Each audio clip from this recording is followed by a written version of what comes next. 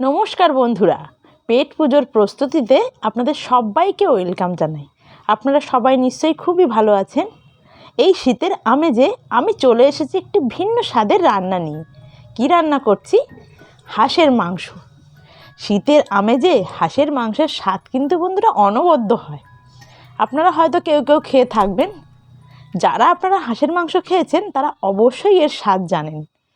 অতুলনীয় এর স্বাদ। আর যারা এখনও বন্ধুরা খাননি, আজই বাড়িতে বানিয়ে ফেলুন হাঁসের মাংস আর সবাইকে তাক লাগিয়ে দিন এই রেসিপিটি বানিয়ে। সাদা ভাত, ফ্রায়েড রাইস বা রুটির সঙ্গে হাঁসের মাংস খেতে কিন্তু দারুণ লাগে। বন্ধুরা তাহলে চলুন আজকে বানিয়ে নিই রেসিপিটা। হাঁসের মাংস বানানোর জন্য আমি নিয়েছি 1.5 কেজি হাঁসের মাংস। মাংসটাকে প্রথমে ভালো করে পরিষ্কার করে ধুয়ে সেটাকে আমি নিয়েছি। এবার ম্যারিনেট করব। ম্যারিনেশনের জন্য এখানে আমি মাংসটা প্রথমে নিয়েছি। এরপর এর মধ্যে আমি দিয়ে দেব 1 টেবিল চামচ লবণ। তারপরে দিয়ে দেব 1/2 টেবিল চামচ হলুদ গুঁড়ো আর দেব 1 টেবিল চামচ সরষের তেল। এবার আমি মাংসটাকে দেখুন ভালোভাবে মেখে নেব। বেশ কিছু সময় ধরে মাংসটাকে আমি ভালোভাবে মেখে ম্যারিনেট করব। মাংসটা আমি ভালোভাবে মেখে নিয়ে 3-4 ঘন্টার জন্য ম্যারিনেট করাতে রেখে দেব। ফ্রিজে আমি রেখে দেব, আপনারা ওভারনাইটও রাখতে পারেন। রান্নার জন্য আমি কি মশলা নিয়েছি দেখে নিই। এখানে আছে পেঁয়াজ 3টে কুচো করা, আর রয়েছে 2 টেবিল চামচ রসুন বাটা, আর এখানে আছে 1.5 টেবিল চামচ আদা বাটা, আর আছে জিরে আর ধনিয়া বাটা। এখানে লঙ্কা নিয়েছি বেশ কিছুটা, আপনারা কিন্তু আপনাদের স্বাদ মতো লঙ্কাটা ব্যবহার করবেন। আমি এখানে নিয়েছি একটা বড় সাইজের টমেটো কুচি। আর কি নিয়েছি দেখুন, এখানে নিয়েছি 3টে রসুন। গোটা রসুন আমি ছাড়িয়ে পরিষ্কার করে নিয়েছি। এটা আমি রান্নায় ব্যবহার করব। বন্ধুরা গোটা রসুন রান্নার মধ্যে দিয়ে খেয়ে দেখবেন, এর স্বাদ কিন্তু দারুণ লাগে। আর আমাকে অবশ্যই জানাবেন রসুনটা কেমন খেতে লেগেছে মাংসর সঙ্গে। চলুন তাহলে মেন রান্নায় আমরা চলে আসি। গ্যাসে একটি কড়াই বসিয়ে দিয়েছি। কড়াই ভালো করে গরম করে এর মধ্যে আমি দিয়ে দিলাম 1/2 চামচ সরষের তেল। সরষের তেলটা ভালো করে গরম হলে এর মধ্যে আমি 2টো তেজপাতা দিয়ে দেব। এইবার আমি দিয়ে দেব রসুন বাটা। রসুন বাটাটা হালকা ভাজা হয়ে গেলে আমি তার মধ্যে দিয়ে দেব পেঁয়াজ কুচি।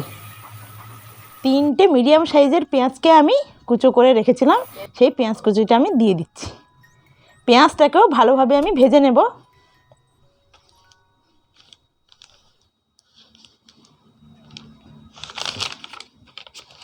পেঁয়াজটাকে আমি ভালোভাবে উল্টে পাল্টে ভেজে নিচ্ছি। এবার এর মধ্যে আমি দিয়ে দেব আদা বাটা। আদা বাটাটা দিয়ে একটু হালকা নাড়াচাড়া করে আমি এর মধ্যে দিয়ে দেব ধনিয়া আর জিরে বাটা।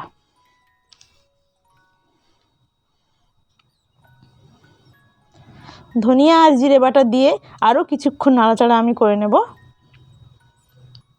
করে আমি এর মধ্যে ব্যবহার করব স্বাদ অনুযায়ী লঙ্কা। আমরা লঙ্কা খাই বলে বেশি লঙ্কা দিয়েছি, আপনারা আপনাদের স্বাদ অনুযায়ী ব্যবহার করবেন। এবার সব মশলাকে আবার ভালোভাবে নাড়াচাড়া করে নিয়ে এবার দিয়ে দেব 1 চামচ লবণ। লবণকে ভালোভাবে মশলার সঙ্গে মিশিয়ে নিয়ে এবার আমি মাংসটা দিয়ে দিলাম। মাংসটাকে বেশ মশলার সঙ্গে বেশ কিছুক্ষণ ধরে নাড়াচাড়া করে নেব। ভালোভাবে মাংস মশলার সঙ্গে মিশে গেলে আমি এটা 5 মিনিটের জন্য ঢেকে দিয়ে দেব।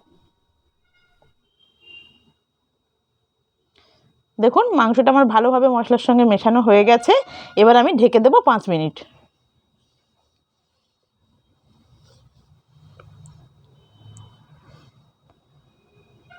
ঢাকনা খুলে আমি ভালোভাবে আবারও নেড়েচেড়ে নিলাম। এবার আমি এর মধ্যে অ্যাড করব টমেটো কুচি।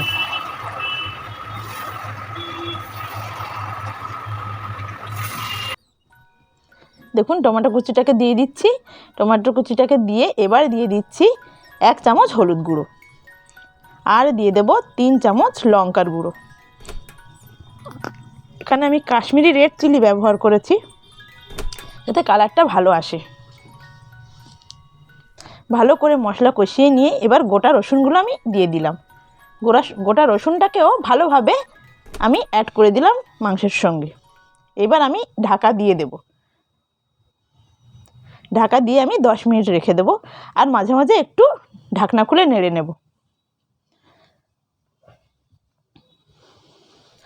10 মিনিট হয়ে গেছে আমার। এবার ঢাকনা খুলে দেখে নেব মাংসটা কতটা কষানো হয়েছে।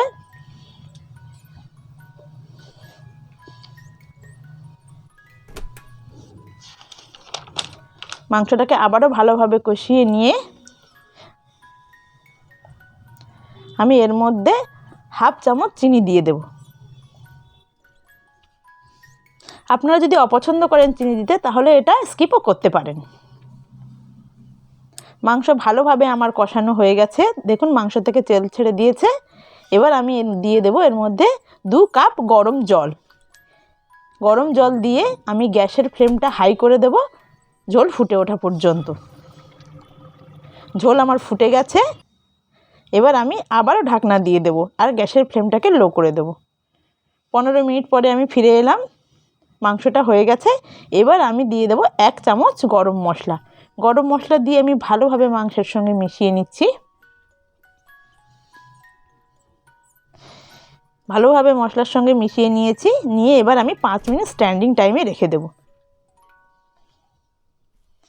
দেখুন বন্ধুরা, একদম রেডি হয়ে গেছে আজকের হাঁসের মাংস।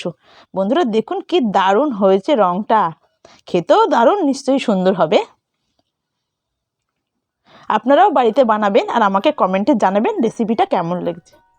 যদি রেসিপিটা ভালো লেগে থাকে অবশ্যই লাইক করবেন, আর প্লিজ আমার চ্যানেলকে সাবস্ক্রাইব করবেন। আপনারা ভালো থাকবেন, সুস্থ থাকবেন।